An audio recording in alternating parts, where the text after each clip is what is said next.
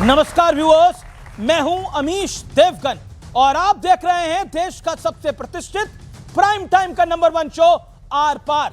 2026 का आगाज हो चुका है और नए साल में बड़े सियासी बवाल की नींव भी पड़ चुकी है, क्योंकि राष्ट्रीय स्वयंसेवक संघ के प्रमुख मोहन भागवत ने कहा है कि देश में एकता होनी बेहद जरूरी है और सामाजिक एकता के लिए जाति, भाषा, संपत्ति या सामाजिक हालातों के आधार पर भेदभाव को खत्म करना होगा। यानी संघ प्रमुख मोहन भागवत ने प्रधानमंत्री नरेंद्र मोदी के एक है तो सेफ है और योगी आदित्यनाथ के बटोंगे तो कटोंगे वाले फॉर्मूले की एक नई धार दे दी है।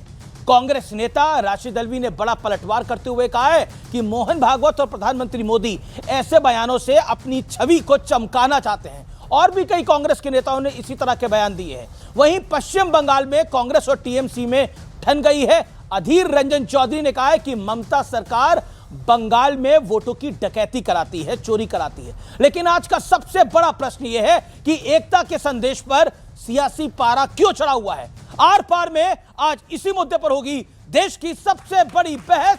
स्वागत है आपका आज के इस नए कार्यक्रम में। क्या इस देश में एक बार फिर हिंदुओं की एकता वाली राजनीति हो रही है और सुरक्षा की गारंटी देने की राजनीति हो रही है? स्वागत है आपका आज के इस बड़े खास कार्यक्रम में।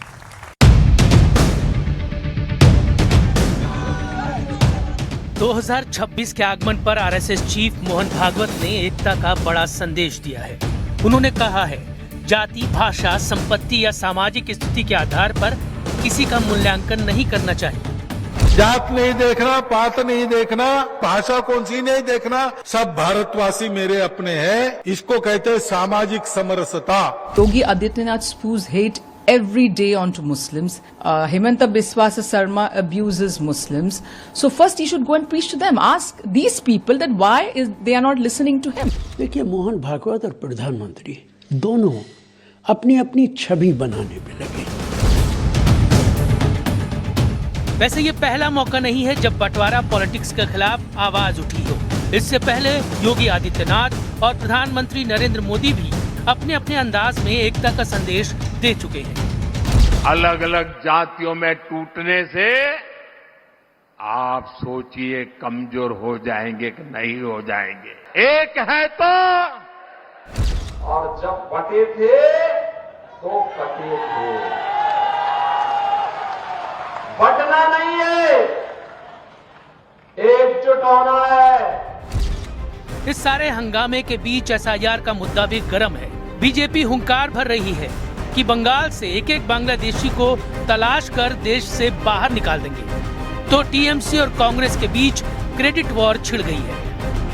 अगला चुनाव घुसपैठियों को निकालने के मुद्दे पर लड़े जाने वाला है। अब ये राष्ट्रीय सुरक्षा का मामला है, तो बंगाल की बॉर्डर सील कर दे, ऐसी देशभक्त सरकार यहां लानी पड़ेगी। इसीलिए कांग्रेस हारी है, नहीं तो कांग्रेस जीतती। भाई बंगाल में बोला ना 1 करोड़ बांग्लादेशी है, सबसे कम डिलीशन बंगाल में हुआ। कैसे हुआ? अब तृणमूल के 80,000 क्रिएटिव काम किया तब हुआ। अगर मैं मीडिया के सामने बड़बड़ कर रहा होता और रोज 7 से 8 बैठ के ज्ञान दे रहा होता तब तो नहीं होता। बंगाल में पंचायत चुनाव में, नगर पालिका चुनाव में, कोऑपरेटिव के चुनाव में, कोई भी चुनाव में जहां नामांकन नहीं भरने दिया जाते हैं, मार के भगा दिया जाते हैं। हम तो वोट चोरी की बात करते हैं ना, बंगाल में टीएमसी पार्टी वोट डकैती करते हैं। सवाल है, एकता के संदेश पर राजनीतिक दंगल क्यों हो रहा है? और सवाल ये भी है कि भारत में घुसपैठियों के नाम पर सियासत कौन कर रहा है? तो भारत में घुसपैठियों के नाम पर सियासत कौन कर रहा है? क्या एजेंडा सेट करने वाली सियासत है? लेकिन नए साल का एजेंडा क्या है आपको बता देते हैं।